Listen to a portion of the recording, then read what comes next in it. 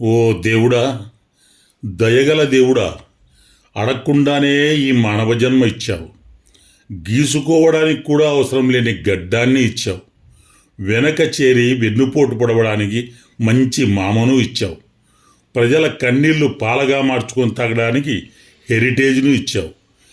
ఏం చేసినా వెర్రిగా నడవడానికి బకరా లాంటి బామ్మర్దిని ఇచ్చావు. తీసుకున్న ప్యాకేజీకి 100% న్యాయం చేసే పవనాలను ఇచ్చావు.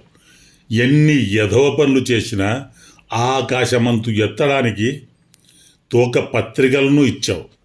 నిత్యం నా భజన చేయడానికి తొట్టి గ్యాంగును ఇచ్చావు. ముద్దపప్పు గన్నేరు పప్పు మిక్సీలో వేస్తే వచ్చే పనికిరాని పప్పు లాంటి కొడుకును ఇచ్చావు. ఎంత తిట్టినా సిగ్గు లేకుండా వచ్చి అండగా నిలిచి పొత్తు కుదుర్చుకునే పార్టీలను ఇచ్చావు. 2 ఎకరాల ఆస్తితో లక్షల కోట్లు రాజకీయాల్లో దోచుకునే తెలివితేటలు ఇచ్చావు. దోచుకున్న డబ్బు దాచుకోవడానికి జూబ్లీహిల్స్లో ప్యాలెస్సు ఇచ్చావు.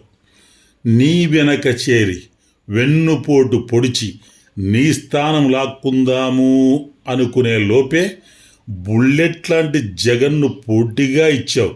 ఎందుకు దేవుడా, ఎందుకు నాకింత అన్యాయం చేశావు? పనికి రాకపోయినా మా పప్పేసును ముఖ్యమంత్రిగా చేయాలన్న నా కలను ఎందుకు నాశనం చేశావు? చెప్పు దేవుడా, చెప్పు. నీకెంత వాటా కావాలో చెప్పు.